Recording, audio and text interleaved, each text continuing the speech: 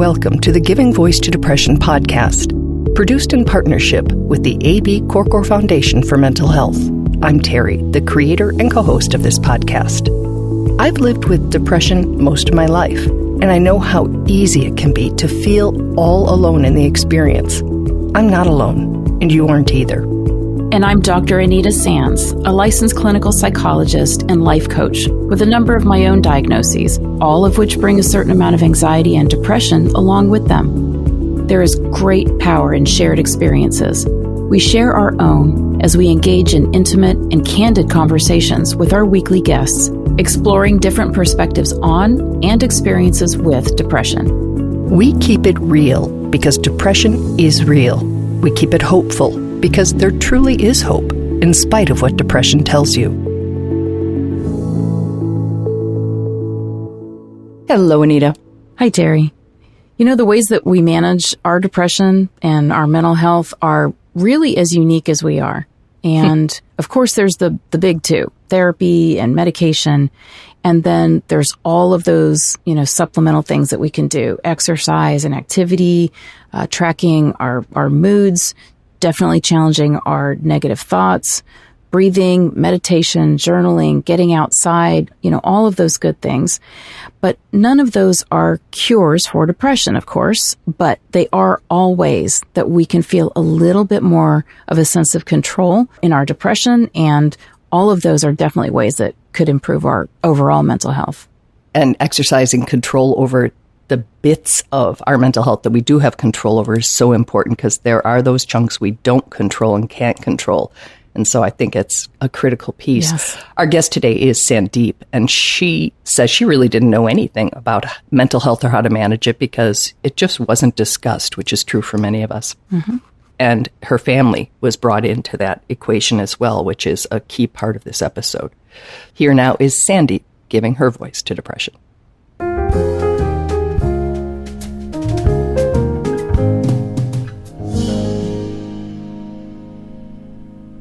Sandeep describes herself as a 33-year-old British Asian woman. Her self-judgment has been harsh and long. I am very negative on myself. I put a lot of pressure on myself to look a certain way, to be a certain way. And I just basically have negative thoughts on all different aspects of my life and the what ifs and things like that. An origin of those criticisms is an all too common one.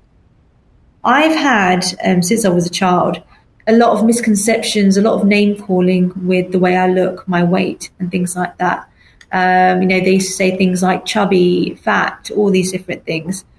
And I've also, I've learned to internalize all these feelings.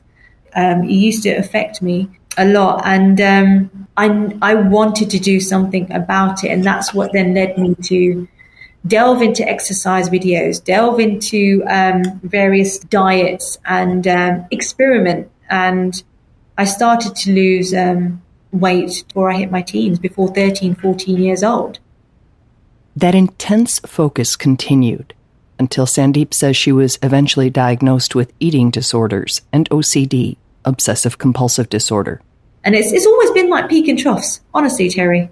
It's always been there, but exasperated ways in different time periods of my life to date. And when I look back, I think I wouldn't really call it sensitivity, but I would call it a cry for help. Yeah.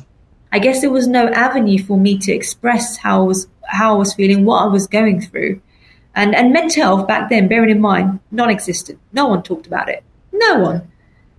Fortunately, as years passed, people in Sandeep's life did start noticing and talking about her mental health. And it was your father who really noticed that those behaviors of yours, were not within the, quote, normal, healthy weight maintenance, moving your body for health, that it had crossed into something that was distinctly unhealthy. Yeah, absolutely.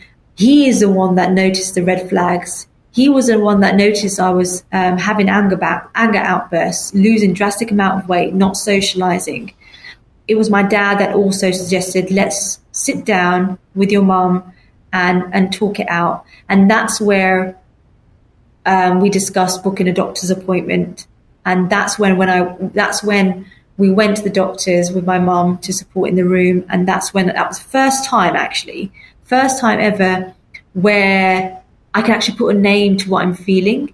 It was a mental health condition, and these are the diagnoses. And sharing what I've been going through in my mind with my body. Yeah, it was very, very emotional, very, very emotional. I didn't know where to start. But that's when the doctor diagnosed me and gave me antidepressants. And then they referred me to the CBT sessions and started that process. So getting the names for the things you were experiencing, was that a relief? Like, it has a name, it has a treatment, there are ways to manage this? Or was it a shameful, oh no, I have these stigmatized problems or illnesses or whatever words are put on it, and now I have this in addition to being? I think, to be honest, that's a really good question, Terry. I would say both. You feel both sides of that coin, really. Having a name to these diagnoses, that did help. It did help a lot. It helped with providing the dedicated, personalized, holistic support and treatment that I needed. In that sense, it also opened doors to finding counselors and things like that are specialists in these areas. Yes. If you imagine it as a snow globe, you're shaking it, and when the snow settles in the globe, it becomes clearer. I had that sense of clarity. And with that clarity came a commitment. Once I got comfortable at a stage where I'm able to share my story, once I reached that stage, I started to begin to question the labels. These diagnoses, great to know, but it is also a label that is then attached to you, and it's hard to shimmy and shift that. So to counteract that, that's why I'm a huge advocate of knowing the human. He or she is just like you, but they're going through different emotions, different thoughts, different ways of expressing themselves. Let's respect that. At the end of the day, they are human, and we all are natural, empathetic people. And this is your time to showcase that and share that and show that you care and that there's hope at the end of the tunnel. But that hopeful light can flicker on and off. And about 2 or 3 years after her diagnosis, Sandeep attempted to end her life. I remember just thinking, hearing two conflicting thoughts in my mind. One voice, what I call the angel, saying, Sandeep, you need to be here. You need to exist. Your family love you. And your parents love you. You need to stay here and stay with us. Then you've got the devil, the voice going and contradicting that, saying, you don't need to be here. You're worthless.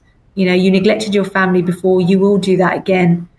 And it became a certainty that I was a burden to the family.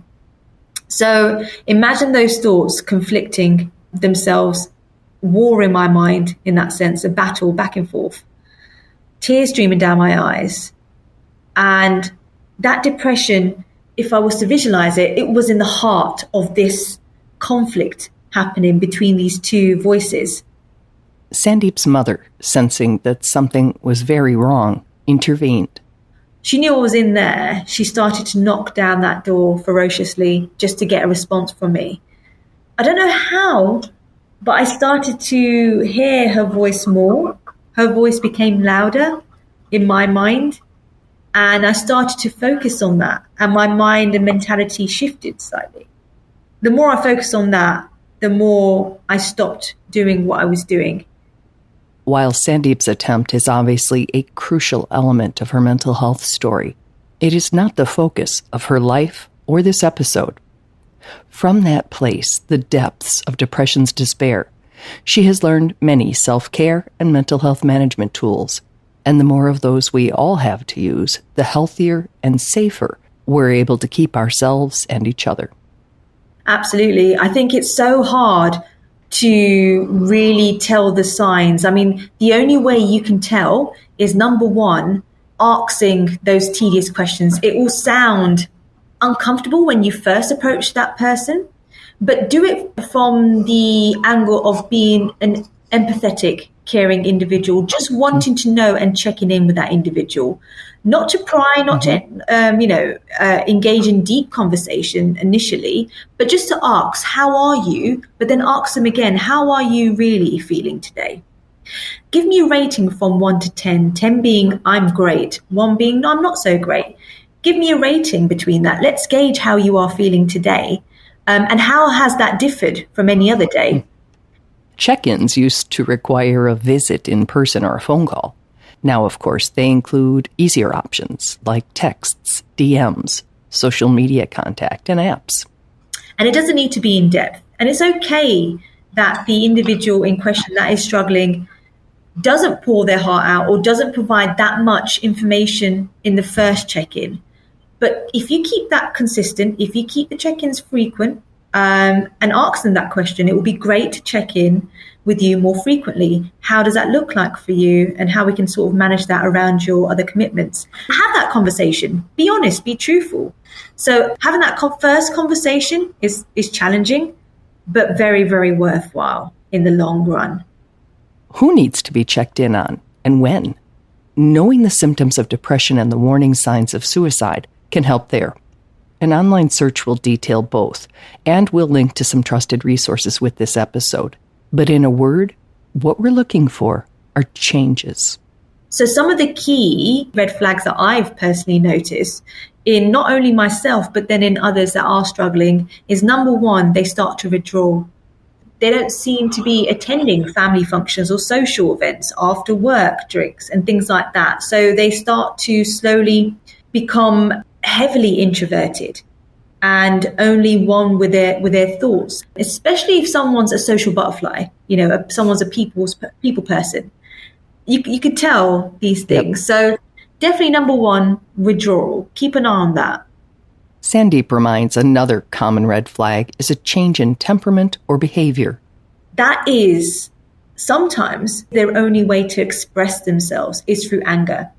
It's a way for them to not have that conversation or not deal with A, B, and C issues that are going on with their mind. It's a way for them to distract themselves as well as other people. And when someone is angry regarding their mental health, all the frustration, all the anger built inside of them, they vent that. They vent that out to the individual that is just trying to help. As Sandeep shared, she exhibited both those red flags and others.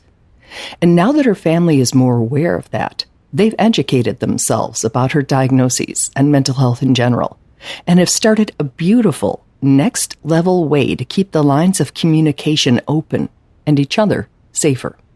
So in the Asian community, we pride ourselves in having a strongly knit community. So my family is definitely a representative of that. We have what we call a family trust circle. It was my mum's idea.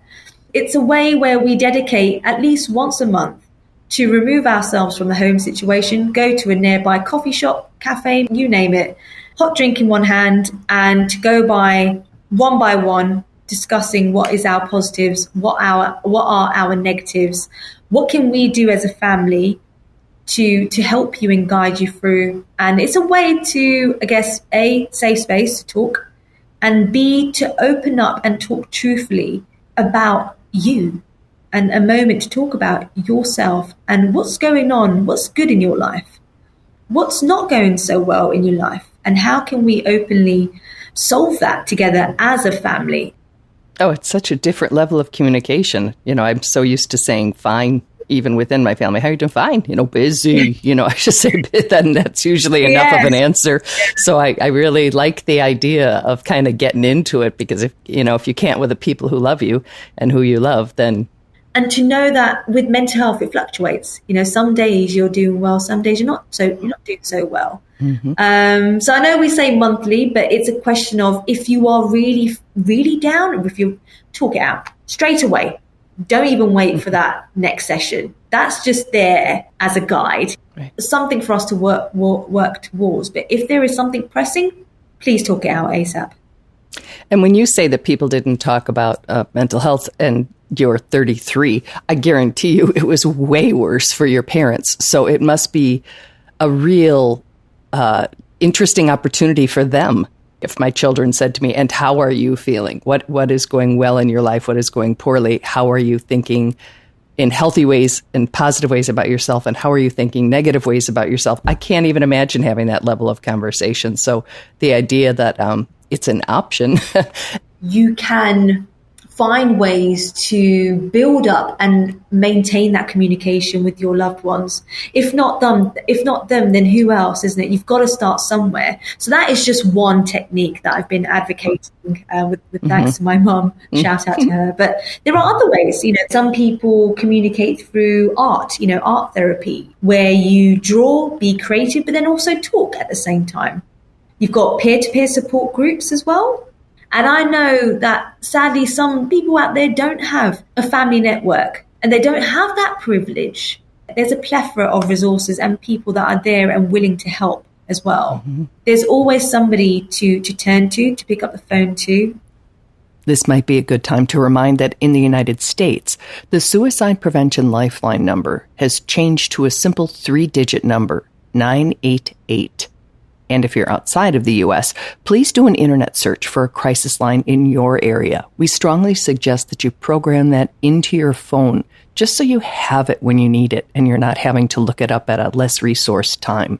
Also, a quick reminder that you do not have to be suicidal to call those lines.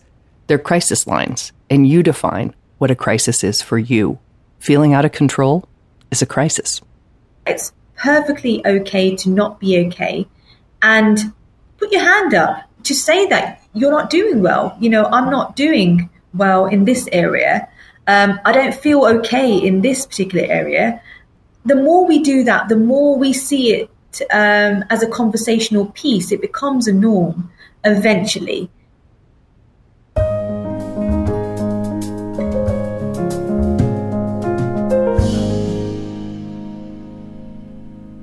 So, Terry, there's a lot of really, helpful information in what Sandeep was talking about today. But my biggest takeaway was how observant and supportive her family was and how huge a role that they played in getting her help and that monthly family circle idea. Yes. What did you think of that? I think it's amazing, and I think it would be a very rare situation that somebody would have the opportunity to have that, have maybe them in their lives, them being trustworthy.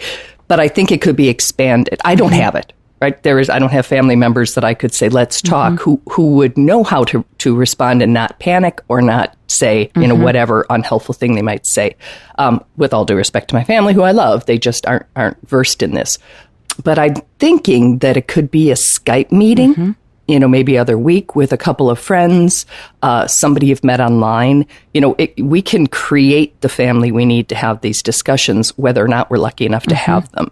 And so I've been giving it a lot of thought because I think it could be a very, very good thing, because those questions, how are you thinking negatively about yourself?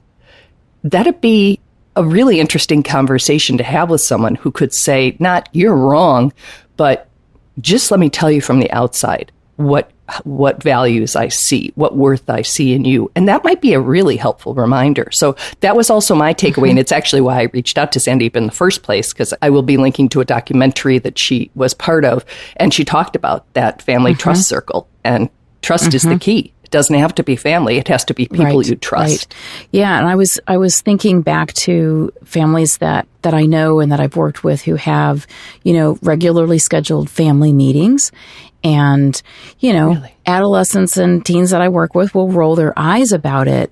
But on the other hand, they secretly love that there is a regularly scheduled time that people are going to be checking in with them, that if they have something that they want to share, they can do that at that time. And it just removes one more barrier, especially for kids where they're struggling with a lot on their shoulders and not usually talking to their families about it sometimes. Just removes a barrier for them to be able to maybe honestly connect with their family and say, hey, I am struggling. And especially if families can ask those questions in those family meetings. So how are you really? And kind of go below the surface and make it a safe space to do that. I think that's a great idea.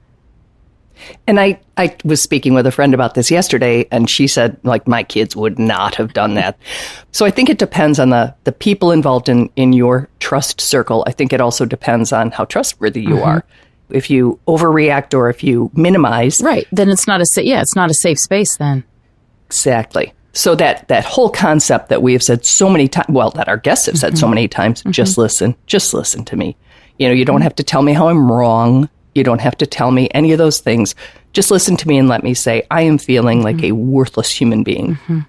And you say, wow, I am so sorry. I have felt that way, and it is a horrible way to feel. And I hope you don't feel that way for a long time, and that if you do, you know, we talk again so that we can talk about some resources. I mean, all those things would be, they would have, I mean, I get a little bit choked up. They would have helped me so much. I would really like to, and I think I might have done it, been more open with strangers. I think if it was an online group as opposed to a sibling or a parent, I don't know that I would have been forthright. Yes. Is that the right word? Forthright? Yeah. But I think that if it was particularly other people with depression, and then I could say those thoughts, my God, you know, I cannot stop thinking about death. And they say, you know, me too, but are you suicidal? Oh, gosh, no, just the thoughts. Now we're past that. Whereas somebody who is not accustomed to those thoughts or those conversations might overreact. So I think it really does depend. Well, you know, I think from generation to generation, we just become more emotionally literate and able to, you know, to have those conversations and to allow that safe space for our kids. And, you know, our kids will become parents, and hopefully, you know, they'll be able to do even better with theirs. So. And not just for our kids, for ourselves. I mean, my kids have certainly, you know, as I said to Sandeep, I say fine or busy every time someone asks me how I am. You know, it's a rare day that I feel like I can say, I'm not in danger, but I'm struggling, challenged. Yeah. I'm not, you know, I'm certainly not feeling good. Yeah. But I'm not worried.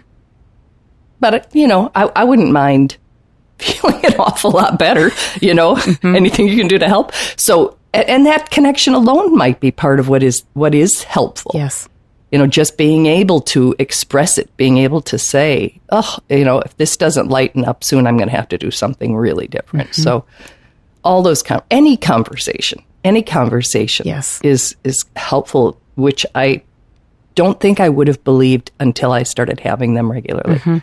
And given that, you know, we do this every week, that means in between, I'm having a really intimate conversation with someone about depression. And I think the guests benefit in some way from being able to express it. I know I benefit from we benefit from being able to hear it. And well, you hear it all the time, you're a therapist, but it's, I just find it a fascinating. I did not know this before I started, that there was such healing potential in conversations.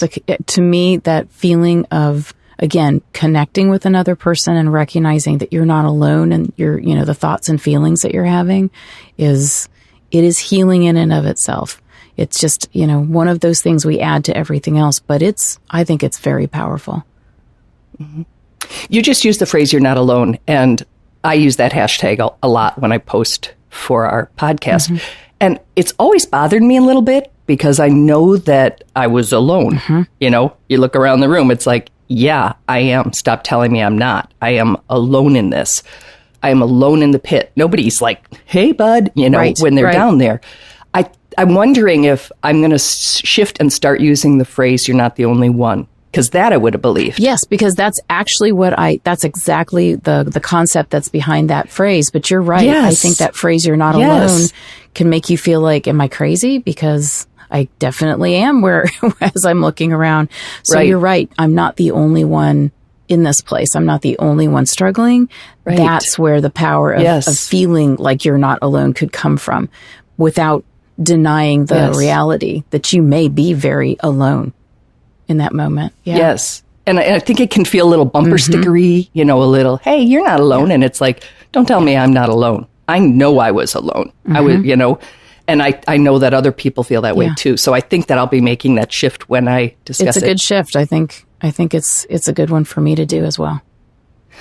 Thank you to Sandeep. Thank you to her family. We will be linking to the really good documentary that she is a part of, and you can hear more about her story and other people's in that. And we'll be back next week.